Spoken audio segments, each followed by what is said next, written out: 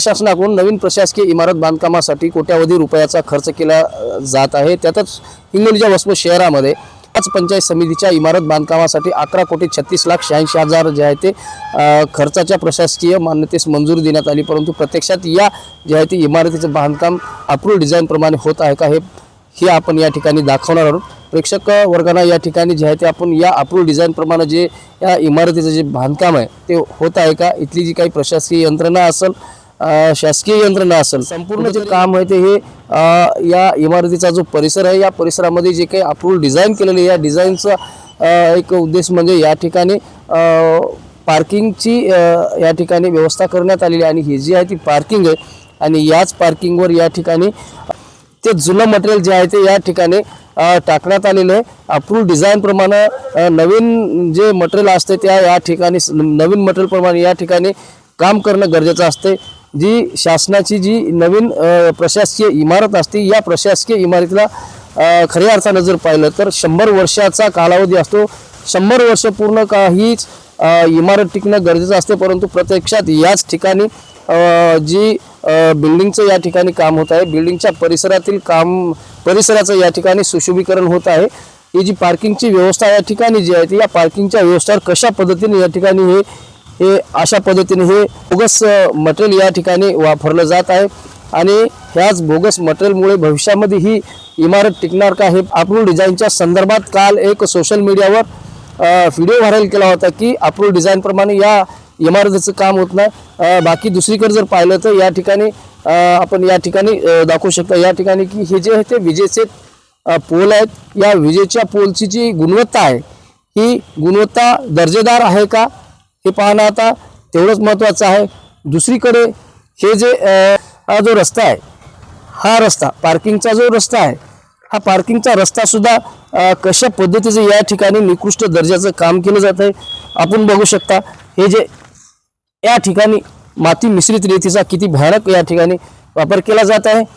दुसरीकडे ही जी पार्किंगची व्यवस्था आहे, याच पार्किंगच्या व्यवस्थेला हे निकृष्ट दर्जाचं हे जे आहे ते मटेरियल वापरलं जात आहे। शासनाकडून 11,36,86,000 रुपयाचा जो आहे तो निधी आहे संपूर्णतः पाण्यात जात आहे।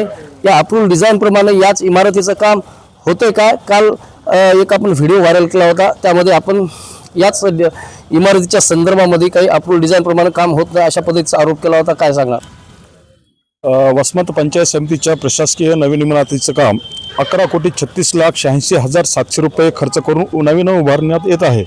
परंतु या ठिकाणचं जे संबंधित बांधकामची जबाबदारी असलेलं प्रशासन आहे जिल्हा परिषदचं आणि इथला जो गुत्तेदार आहे, ही यंत्रणा आहे सगळी सिस्टम आपसात मिळून एकमेकांच्या कानाला कान लावून या इमारतीच्या बांधकामामध्ये मोठ्या प्रमाणात भ्रष्टाचार करत आहेत।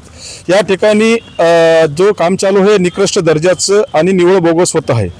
हा विषय मी या पंचायत समितीच्या बांधकामावर नियंत्रित असलेले राणा कुलकर्णी उपविभागीय वसमत बांधकाम जिल्हा परिषदेचे यांच्या निर्देशनाने आणून दिला असता त्यांनी थेट असा प्रश्न उपस्थित केला की जे काम होत आहे ते योग्यरित्या होत आहे आणि याला कुठलाही अपवाद नाही। परंतु आपण बघू शकता या ठिकाणी पार्किंगचे जे इथं भरण्याकरता जो मुरुम वापरायला पाहिजे हाड मुरुम, त्या ठिकाणी जुन्या इमारतीचं निघालं रॉ मटेरियल इटाचे तुकडे पांढरे माती वापरल्या जात आहे। त्याचे त्या ठिकाणी आपण इकडे बघू शकता हे जे वॉलचं काम आहे कशा प्रमाणात योग्यरित्याने झालेलं आहे का, वाकडे तिकडे झालेलं आहे। इथले जे जबाबदार यंत्रणा आहे ही जाणीवपूर्वक घोळझाप करते की इथल्या जनतेला मूर्ख बनवण्याचं काम करते, असा माझा एक सवाल आहे सदरील प्रशासनाला। या ठिकाणी जर मुरमाऐवजी जर मिठाच्या तुकड्या जर रॉ मटेरियलनं जर भरणा करत असताल तर या संबंधित गुत्तेदारानं रॉयल्टी किती रुपयाची रॉयल्टी भरली आणि इथं वापरण्यासाठी शेड्यूलनुसार किती प्रयास उत्खनन कोण्या ठिकाणी केलं याची ही सखोल चौकशी व्हावी। आणि आजपर्यंतचं काम झालेलं या ठिकाणचं या झालेल्या कामाची गुणवत्ता व दर्जा नियंत्रण पथकामार्फत पुन्हा या कामाचे नमुने घेऊन चांगल्या पद्धत दुसऱ्या जिल्ह्यामधून याची तपासणी करण्यात यावी आणि तपासणी होईपर्यंत कामाचा अहवाल येईपर्यंत संबंधित गुत्तेदाराला एकही रुपया अदा करण्यात येऊ नये अशी माझी आपल्या चॅनलच्या माध्यमातून मी मागणी करतो। खऱ्या अर्थानं जर पाहिलं तर ज्या इमारतीला आपण 11,36,86,000 रुपये हा खर्च करतोय, परंतु याच इमारतीचं काम आम्ही तुम्हाला दुसरं एक आणखी या ठिकाणी काम दाखवणार आहोत। प्रत्यक्षात जे आहे ते अप्रूव्ड डिझाइन असेल या अप्रूव्ड डिझाईनप्रमाणे काम होते का? दुसरा एक महत्त्वाचा विषय असा आहे की या ठिकाणची जी काही प्रशासकीय यंत्रणा असेल, शाखा अभियंता असेल, अभियंता असेल, बांधकाम अभियंता असेल, मुख्य कार्यकारी अधिकारी असेल, अनेक वेळा या ठिकाणी जिल्हा परिषदेचे मुख्य कार्यकारी अधिकारी या ठिकाणाहून येऊन गेलेले आहेत, परंतु कुठेतरी याच कामाकडे सर्वच जण या कामाकडे डोळेझाकपणा करत आहेत. 100 वर्ष टिकणारी ही जी आहे ती इमारत आहे. याच इमारतीला लागणारं जे आहे ते मटेरियल आम्ही तुम्हाला कशा पद्धतीनं मटेरियल हे वापरलं जातं हे दाखवणार आहेत. बांधकाम मंत्री असतील, या ठिकाणचे पालकमंत्री असतील, खासदार असेल, आमदार असतील, या सर्वांना मी माझ्या माध्यमातून विनंती करतो की आपण याच कामाकडे लक्ष दिलं पाहिजे. हे जे काम आहे आपण याच कामाकडे आपण लक्ष दिलं पाहिजे. हे जे बांधकाम आहे हे कशा पद्धतीने या ठिकाणी माती मिश्रित रेतीचा या ठिकाणी वापर केला जात आहे. हे जे काम आहे शासकीय गुत्तेदार जरी असेल तरी आपण स्वतःच्या तरी खिशातून कोणी काम करत नाही. शासकीय निधीचा या ठिकाणी मोठ्या प्रमाणात अपव्यय होत आहे. जनतेचा पैसा आहे, जनतेच्या पैशाचा मोठ्या प्रमाणात या ठिकाणी अपव्यय होत आहे. दुसरीकडे जर बघितला असता आपण याच इमारतीच्या भागाचा जो आहे तो हा परिसर आहे आणि याच उजव्या भागाच्या परिसरामध्ये आहे ते हेच पार्किंगचा जो आहे तो रस्ता आहे आणि याच पार्किंगच्या रस्त्याचं आपण काम बघू शकता. हे कशा पद्धतीने या ठिकाणी हे काम हे आताच फुटलं जात आहे. जे आहे ते ठिकाणी मोठ्या पद्धतीचं हे निकृष्ट दर्जाचं काम आहे.